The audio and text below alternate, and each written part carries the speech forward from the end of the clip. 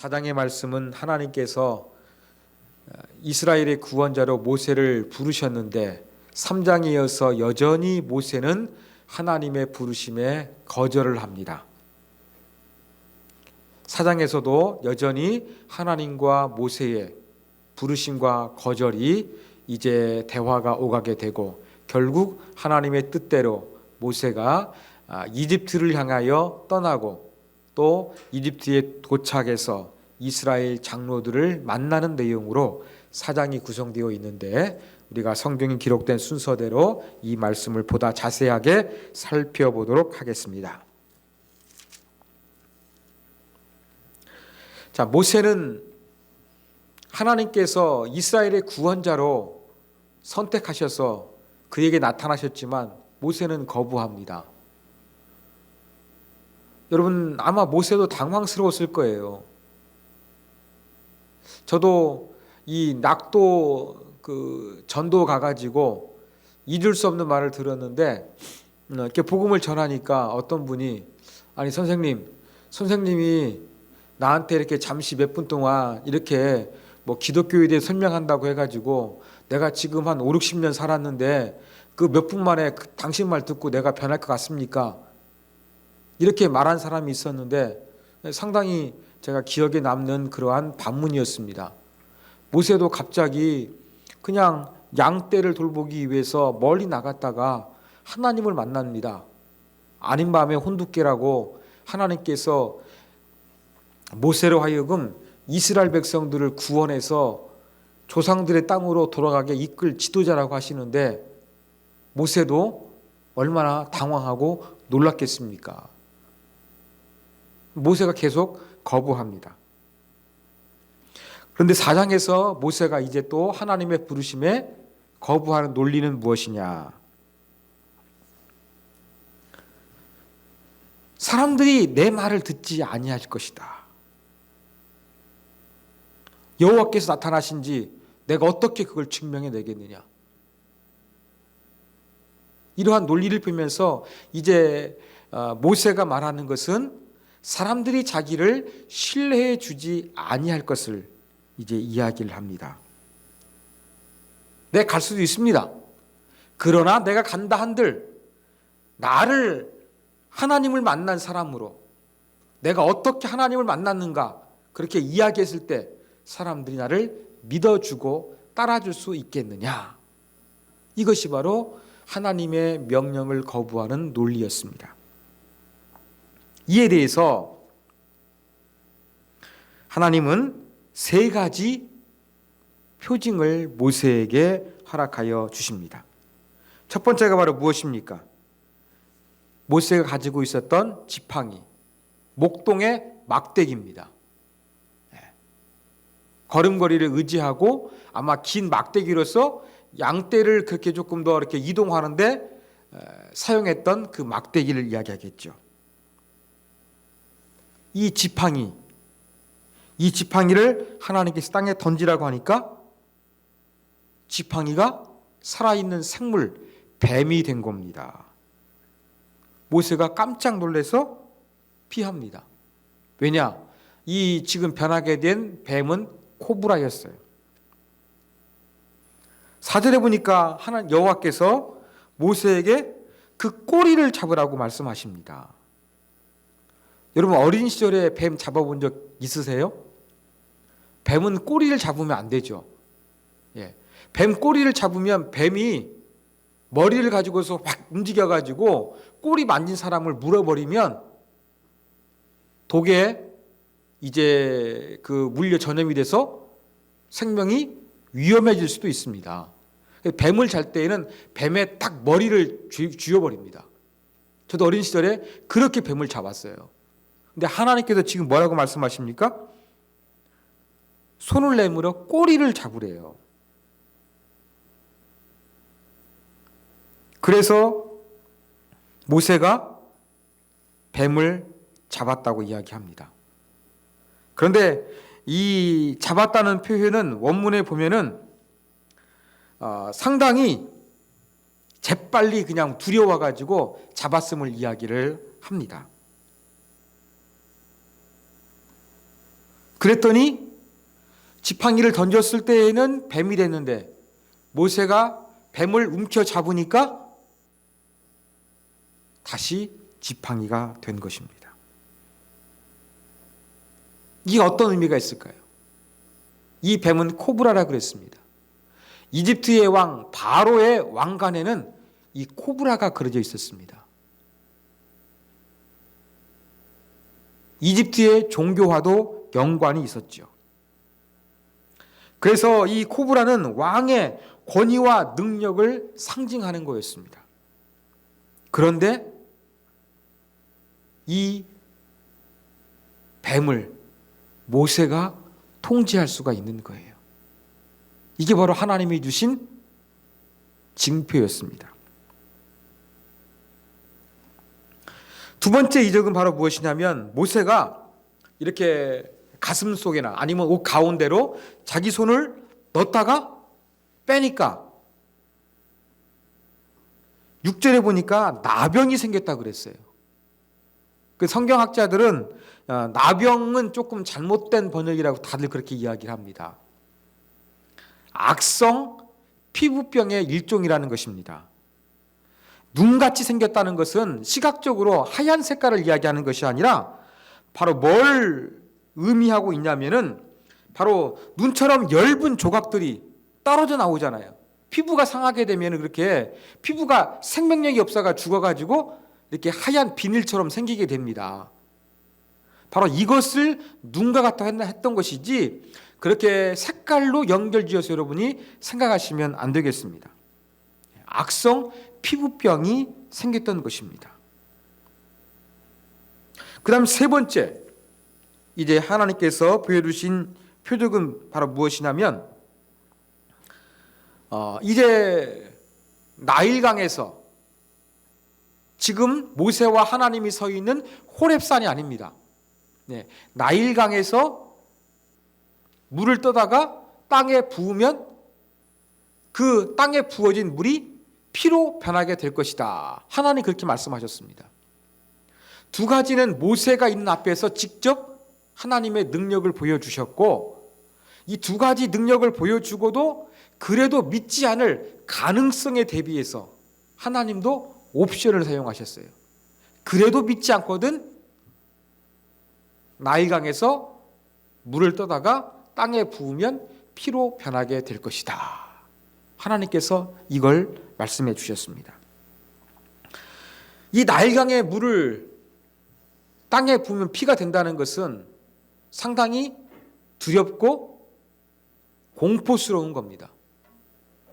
이집트에서 나일강은 아주 중요했습니다. 물이 끊이지 않으니까 얼마든지 그렇게 농사를 잘 지을 수 있었던 그러한 삼각주, 그냥 좋은 그러한 지정학적 위치에 있었습니다. 그들의 번역 갖다 주는 것은 나일 강물에 기원을 두고 있었던 것이지요.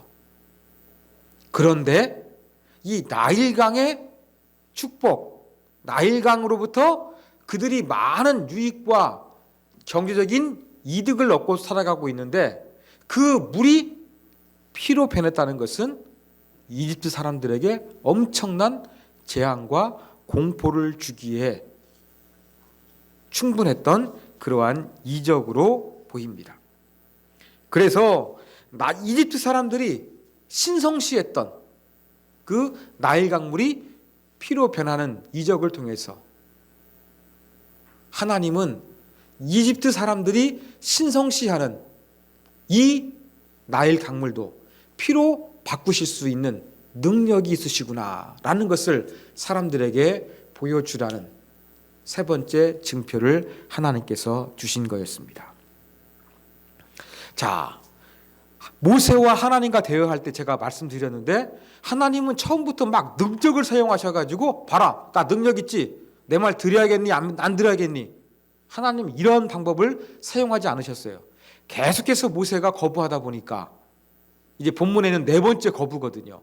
그러니까 하나님께서 모세에게 이러한 이적을 보여주신 거였습니다. 이런 놀라운 이적 봤습니다.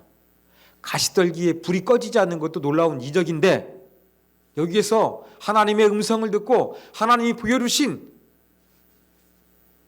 이적을 보았어요. 이쯤 되면 어떻게 되겠습니까? 무릎 꿇고 신약의 표현대로 하나님 나를 떠나소서 나는 죄인이로소이다. 뭐 이러한 고백이 나와야 되지 않겠습니까? 아니면 이사야처럼 나를 보내소서 내가 여기 있나이다. 근데 모세는 어떻게 반응합니까? 10절 다시 자기 핑계를 댑니다. 나는 본래 말을 잘 못하는 사람이다. 그렇게 이야기합니다. 모세가 하나님의 다시 부르심에 거부하는데 그 이유는 자기의 말주변이 없는 언어 능력을 문제로 삼았던 것입니다. 입이 뻣뻣하고 혀가 둔하다. 즉 입과 혀가 부드럽지 못하니까 말하는 것이 자연스럽고 또 설득력 있는 그러한 감동적인 연설하기가 힘든 그러한 스피치 능력을 가진 모세의 핸디캡을 모세가 하나님 앞에 고백했던 것으로 보입니다. 자, 모세가 언어 능력에 문제가 있어요. 어떤 문제가 있을까요? 학자들은 여기에 대해서 다양한 추측과 가능성을 제시했습니다. 실제적으로 모세가 말을 더듬었다. 언어 장애가 있을 수도 있고 속된 표현으로 혀가 짧는 사람 있지 않습니까? 그러한 사람일 수도 있고 또 이집트를 지금 떠난 지 40년이 됐어요. 그렇다 보니까 이집트어를 구사할 수 있는 능력이 상당히 떨어질 가능성도 있고요. 또 이집트 사람뿐만 아니라 히브리 사람들도 상대해야 되지 않겠습니까? 히브리어도 아주 어렸을 때에 유모, 진짜로는 친어머니였지만 이 요베게스로부터 히브리 약간 배웠는데 80이 되었는데 얼마나 잘 기억하고 있겠습니까? 이러한 이집트어가 되었든지 간에 히브리 말이 됐든지 간에 모세가 이렇게 오랫동안 떨어져 있어서 그 언어를 사용하지 않아서 그것을 유창하게 구사하고 설득해서 바로를 굴복시킬 수 있는 그러한 능력이 없는 것으로 주장했을 가능성도 그렇게 주장하는 사람도 있습니다. 어떤 사람은 또 어떤 학자는 40년 동안 양떼만 짐승만 보호해가지고 별로 그렇게 말을 많이 안 해서 언어가 많이 퇴화되었을 것이다. 이렇게 주장하기도 합니다. 여러 다양한 가능성과 해석이 있지만 하여간 모세는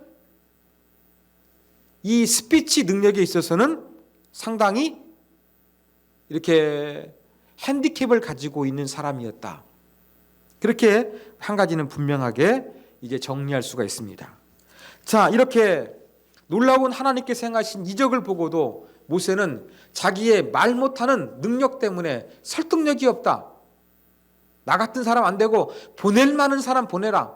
자격 있는 사람은 보내시라. 하나님께 그렇게 간청을 했습니다. 이때 하나님은 어떻게 하십니까? 누가 사람의 입을 지었느냐? 누가 벙어리를 만들고 귀머거리를 만들고 앞을 보고 맹인을 만들었느냐? 하나님의 주권을 강조하고 계시죠. 하나님은 주권자이시기 때문에 말을 하게도 하고 말을 못하게도 하고 듣게도 하시고 못 듣게도 하시는 분이 하나님이시니까 내가 도와주고 또 네가 어떻게 말을 해야 될 것인가, 내가 전해야 될 메시지도 너에게 전달해 주겠다. 하나님이 약속하셨습니다. 이쯤 되면 또 모세 어떻게 하겠습니까? 13절 오 주여 보낼 만한 자를 보내소서. 또 거부합니다. 여러분 모세가 이르되라고 했는데요, 이 모세가 이르되는 10절과 이 13절에 모세가 이르되 하는 말은요 그냥 단순한 말이 아니에요. 간절한 부탁과 애원, 간청을 할 때 사용되는 단어가 사용됐습니다. 모세는 계속 하나님의 그 부르심에 거부하다 보니까 모세도 얼마나 부담이 됐겠습니까? 모세도 이제는 오 하나님 죄송한데요. 정말로 죄송한데요. 저는 자격이 없고요. 능력 될 만한 사람, 그 사람을 보내십시오. 이렇게 거부하고 있는 것입니다. 이쯤 되면 막 하자는 것이지요. 라는 대통령의 말이 있는 것처럼 이쯤 되면 하나님도 어떻게 되겠습니까? 화를 내십니다. 하나님께서도 이제 모세에게 좀 진노하시죠. 그러면서 이제는 네가 말 못하냐? 내가 함께 한다고 했는데도 못 가겠느냐? 너 말하는 능력 없어? 그러면 네 형 아론 말 잘하는 사람이야. 내가 알기로는. 그러면 아론과 함께 가. 나는 너에게 바로나 이스라엘 백성들에게 전할 메시지를 줄 것이고 너는 아론에게 그것을 다시 전달해서 말 잘하는 아론이 유창하게 웅변해서 사람들을 설득하도록 하자. 하나님께서 이러한 새로운 제안을 해 주신 것이죠. 그러면서 하나님, 모세, 아론 이러한 식으로 하나님께서 이제 커뮤니케이션을 하실 것을 말씀하시면서 말 못한다고 핑계대는 모세를 이제 설득하십니다.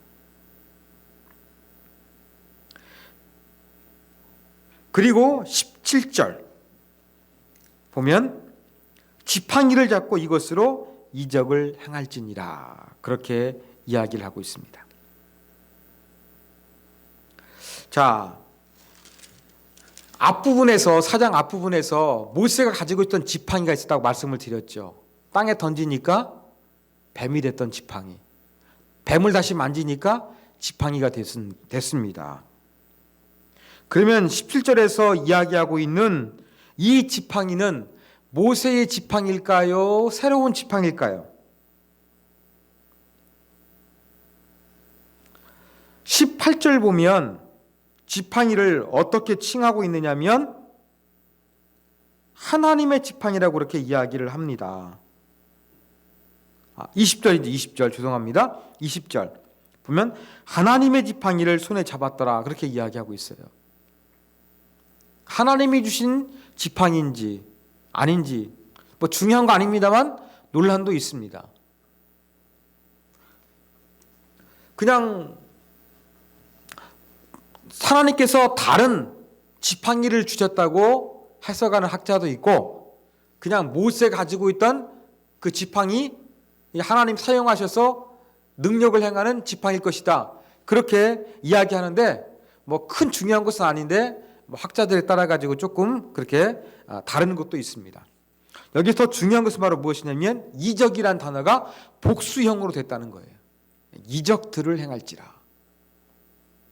하나님께서 이 지팡이를 가지고 가게 해서 이것을 가지고서 놀라운 하나님의 능력을 보이게 할 것을 하나님께서 이제 모세에게 말씀하셨습니다. 자, 오랜 하나님과의 대화를 통해서 드디어 하나님께 모세가 설득을 당했습니다. 이제 이집트로 하나님의 부르심에 따라 떠나야 합니다. 그냥 갈 수 없겠죠. 장인어른에게 허락을 받습니다. 이건 통보가 아닙니다. 그러면서 장인어른한테 이야기를 하죠. 내가 이집트에 가서 형제들이 살아있는지 잘 지냈는지 한번 제가 알아보러 다녀오겠습니다. 알아보러 가겠습니다. 이렇게 이야기를 합니다. 하나님 만났던 모세, 하나님의 메시지 사실대로 그대로 장인어른에게 이야기를 했습니까? 안 했습니까? 안 했죠. 왜 그랬을까요? 어떤 학자는 모세가 하나님에 대한 확신이 부족했기 때문에 말하지 못할 것이다 이렇게 해석하는 학자도 있습니다만 그것보다 더 설득력이 있는 것은 자기도 갑자기 하나님 만나가지고 이렇게 옥신각신하면서 설득을 당했는데 장인어른에게 이러한 하나님 만난 이야기하다 보면 장인어른이 모세의 메시지를 그대로 받아들이겠습니까? 아마 콧방귀를 뀌거나 모세도 미쳤냐? 이렇게 반문할 가능성도 아주 크겠지요. 그러다 보니까 모세가 조금 지혜롭게 하나님께서 주신 메시지를 그대로 전했던 것이 아니라 조금 지혜롭고 부드럽게 그 장인어른에게 이야기를 하고 이집트로 떠난 것으로 보입니다. 이에 대해서 이들은 아주 쿨하게 평안히 가라고 보내줍니다. 자, 갈 때 하나님 다시 한번 나타나시죠. 그러면서 모세가 조금 더 편안하게 이집트로 갈 수 있도록, 모세야, 네가 미디안에 있는 동안에 너를 찾았던 사람들 다 죽고 없다. 내가 두려워하는 사람들, 살아있는 자가 없으니까 아주 부담 없이 편안하게 이집트로 가거라. 하나님께서 또한 이러한 말도 전해주셨습니다. 그래서 이제 20절 모세가 아내, 아들 데리고 이집트로 갑니다. 하나님의 지팡이를 짚고 갑니다. 그러면서 하나님 또 말씀하시죠. 이집트에 가거든 바로 호렙산에서 보여주셨던 두 가지 이적 행하라는 겁니다. 그러나 그의 마음을 완악하게 한즉 그가 이스라엘 백성들을 보내지 아니할 것이다 이야기합니다. 여기서 완악하다고 번역된 히브리 단어는 굳어지게 하다라는 그런 뜻이 있어요. 이 마음을 하나님께서 바로의 마음을 굳어지게 하셔가지고 놀라운 이적들을 모세가 행해도 이스라엘 백성들을 보내지 않을 것이라고 말씀을 하십니다. 여러분 출애굽기에서 보면 하나님께서 바로의 마음을 강팍하게 하셨다라는 표현이 등장하고요. 또 바로가 마음을 강팍하게 했다라는 표현도 등장합니다. 근데 재밌는 것은요. 하나님께서 바로의 마음을 강팍하게 하셨다는 것이 10번, 바로가 자기의 마음을 강팍하게 했다는 것이 10번 아주 동일하게 기록되어 있어요. 자, 그러면서 하나님 뭐라고 말씀하시느냐. 22절 보면 이스라엘은 내 아들, 내 장자니라. 드디어 성경에서 처음으로 하나님께서 이스라엘 백성들을 향해서 내 아들이라고 불러주고 계신 거예요.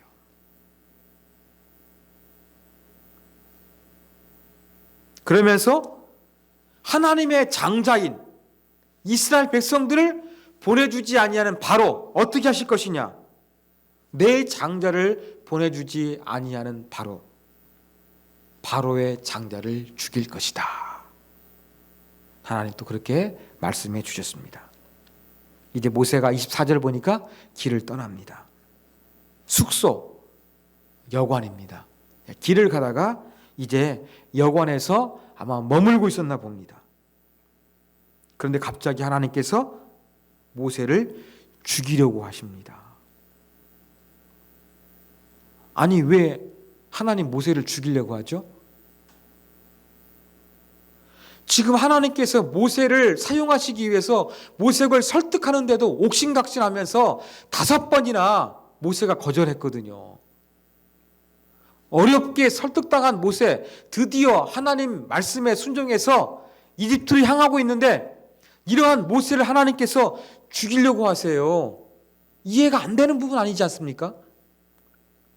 도대체 왜 하나님은 어렵게 설득한 모세를 죽이려고 하셨던 것일까요? 26절에 그 해답이 있습니다. 바로 할례 때문이었습니다. 할례 때문이었습니다. 자, 모세가 막 생명이 오락가락하는 아주 위독한 상황이 됐습니다. 그때 십보라가 어떻게 합니까? 돌칼, 부싯돌을 가져다가 아들의 포피를 뱉다고 이야기하죠. 쉽게 말해서 할례를 행했다고 이야기합니다. 고대 기록에 의하면요, 남자의 그 할례 행하는 것을 여자가 했던 경우도 많이 있습니다.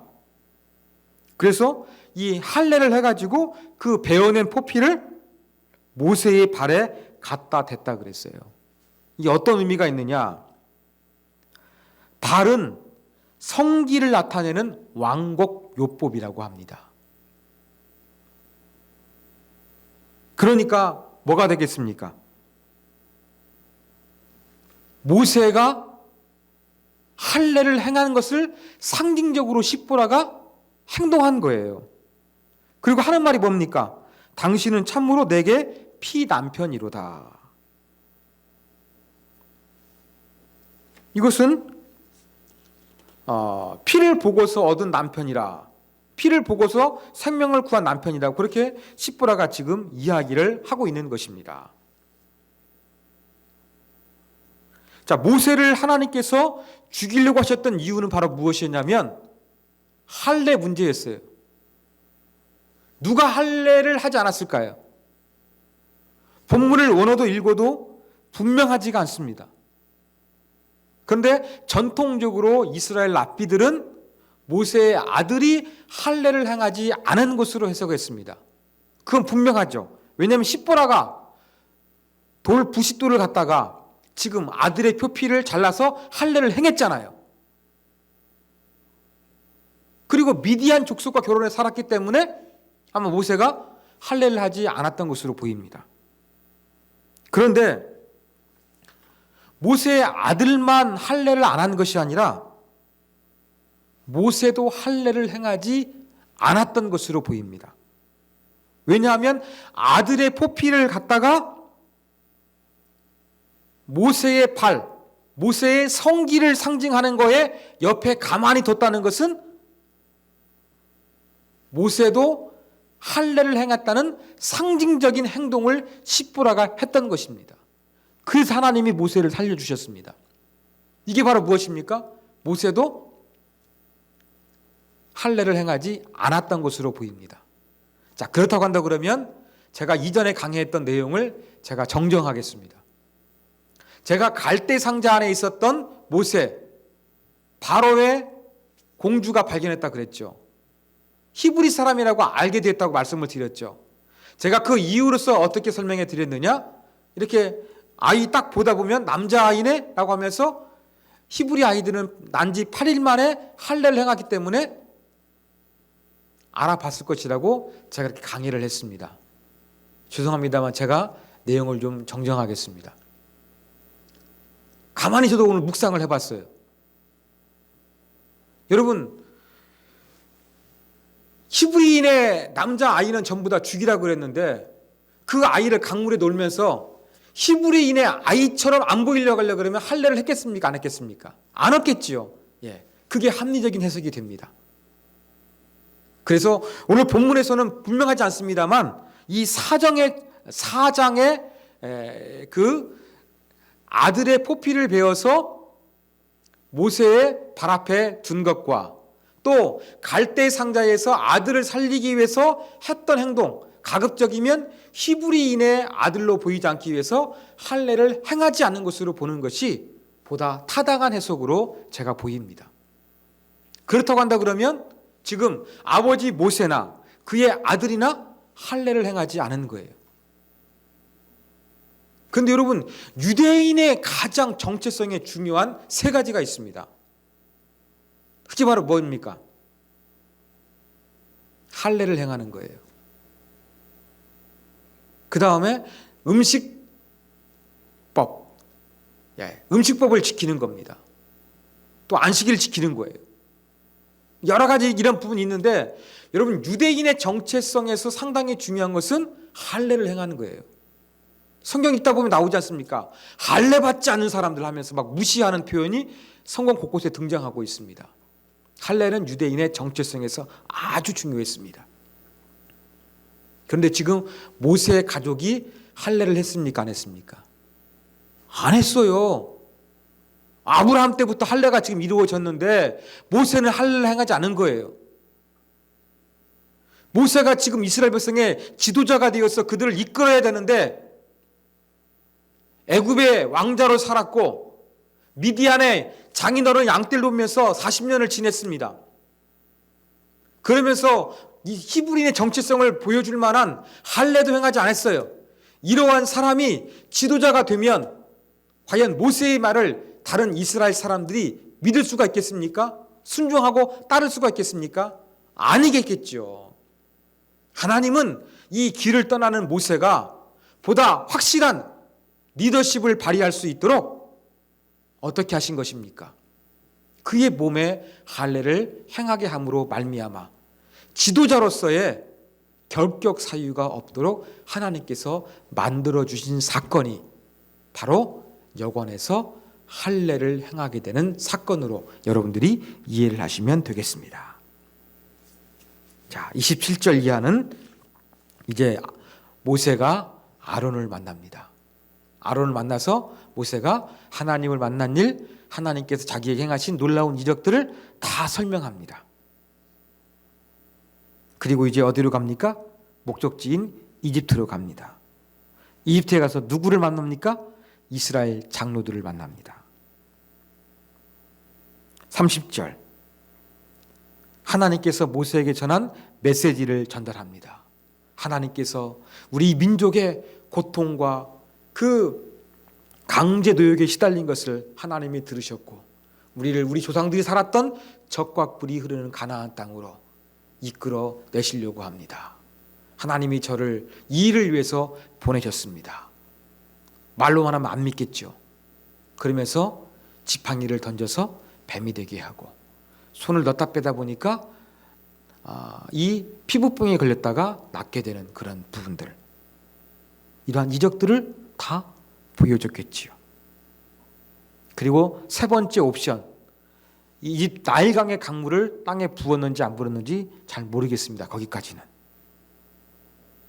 그런데 이러한 말씀과 이적들을 행하다 보니까 이스라엘 장로들이 또 백성들이 모세의 말을 믿었습니다.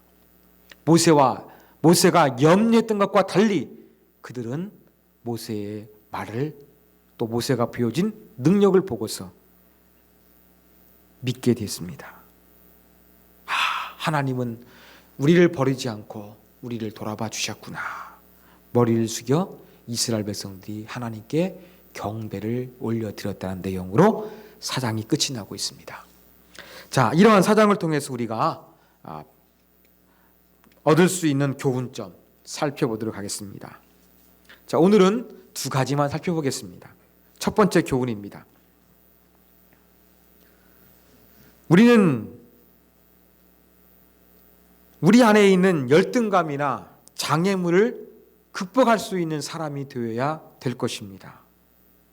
자, 하나님의 부르심, 모세가 5번이나 거절했다고 제가 말씀을 드렸습니다. 모세는 너무 선을 넘을 정도로 반복적으로 하나님의 부르심을 거부했습니다.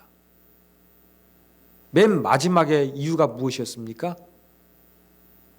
자기가 언어 문제가 있다는 거였어요. 의사소통 능력이 떨어진다는 거였어요. 이것은 모세의 자존감하고도 아주 밀접하게 연결되었을 것입니다. 우리들도 뭔가 주님을 위해서 일하려고 합니다. 그러나 뭔가 일하려고 할 때에 우리도 주저하게 되지요. 왜요? 뭔가 우리가 일하려고 할 때에 내가 가지고 있는 단점과 약점이 보이기 때문입니다. 나의 능력의 한계를 절감하게 될 때가 많이 있습니다. 그러면서 우린 스스로 나는 안 돼, 나는 할 수 없어 라고 하면서 스스로를 판단해 버립니다. 오늘 본문을 보십시오. 하나님은 모세를 부르셨습니다. 언어 능력에 문제가 있는 모세를 부르셨습니다. 그의 형은 말을 잘하는데 하나님은 모세를 아론을 지도자로 사용하신 것이 아니라 그 동생 말 못하는 모세를 사용하기로 작정하셨습니다. 그리고 재밌는 거 보십시오. 모세가 자꾸 하나님의 말씀을 거부하면서 나는 언어 능력, 말을 잘 못하는 사람입니다, 이렇게 이야기하니까 하나님께서 그 지팡이를 뱀으로 변화시켰던 것처럼 뻣뻣한 혀, 뻣뻣한 모세의 입술 부드럽게 바꿔주셨습니까? 아니죠. 모세의 단점 그대로 두셨습니다. 그러한 능력이 있었습니다만 하나님은 그 단점을 그대로 고쳐주지 않고 놔두셨습니다. 대신 아론이 들어오게 됐죠. 이를 통해서 배울 수 있는 건 바로 무엇입니까? 하나님은 단점이 있었던, 또 이스라엘 백성들을 애굽으로 탈출시켜야 되는 바로와 협상할 때 중요한 것이 언어 능력인데 말 못하는 모세를 선택해서 혀도 고쳐주시지 아니하시고 하나님은 그를 지도자로 세워서 일하게 하셨다는 것입니다. 이를 통해서 우리가 아는 것은 바로 무엇입니까? 자꾸 내 단점 고치려고 하지 않았으면 좋겠어요. 내 약점 바꾸려고 하지 않았으면 좋겠어요. 내 단점 이것 때문에 안 된다고 우리 스스로를 그렇게 한계에 가두지 않았으면 좋겠어요. 나는 한계가 있고 나는 약점이 있고 단점이 있어요. 그러나 하나님은 우리의 있는 그대로를 사용하셔서 능치 못함이 없는 전능하신 하나님의 손길에 의해서 우리는 얼마든지 멋있게 영광스럽게 사용될 수 있다는 것을 믿으시기 바랍니다.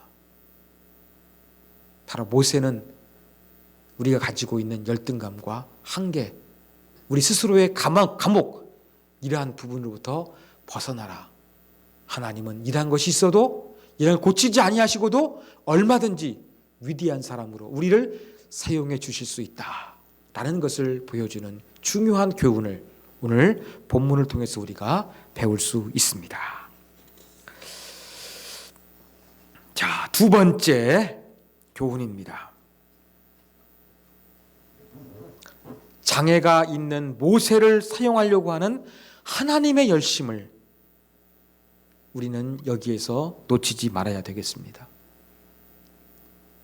모세는 5번 거부했잖아요. 끝내 하나님 모세를 설득시키셨습니다. 이게 바로 하나님의 열심입니다.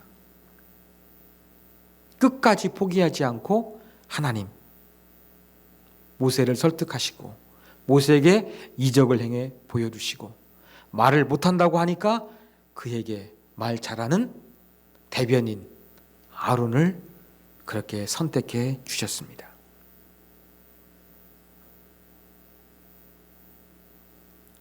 그리고 이집트 돌아갈 수 있는 시기, 모세를 기억하고 있는 사람, 모세를 살인자로 기억하고 있는 사람들이 다 죽을 때까지 하나님께서 기다리셨지요. 그래서 더 이상 모세의 생명을 위협하는 사람은 아무도 없었습니다.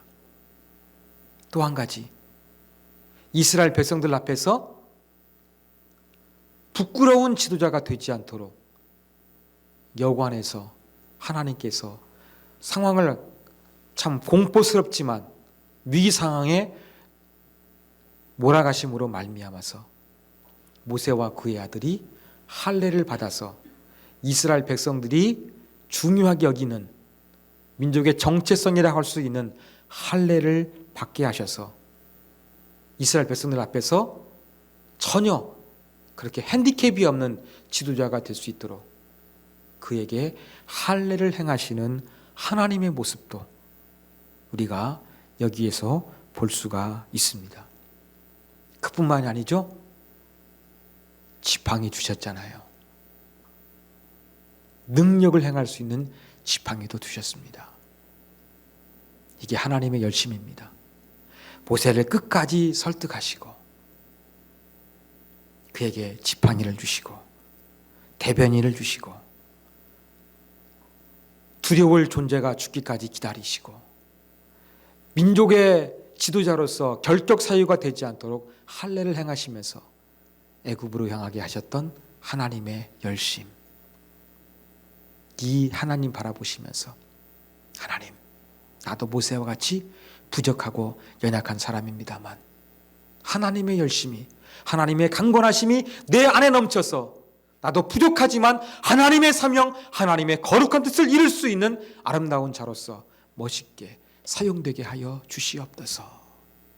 불현듯 나를 찾아오는 절망과 두려움과 좌절감과 한없이 낮아져 보이는 자존감 다 떨치고 하나님의 열심을 통해서 나도 하나님께 멋지게 사용되는 인물이 되도록 주께서 열심으로 나를 붙잡아 주시옵소서. 이렇게 기도할 수 있는 저와 여러분이 되기를 간절히 소망합니다.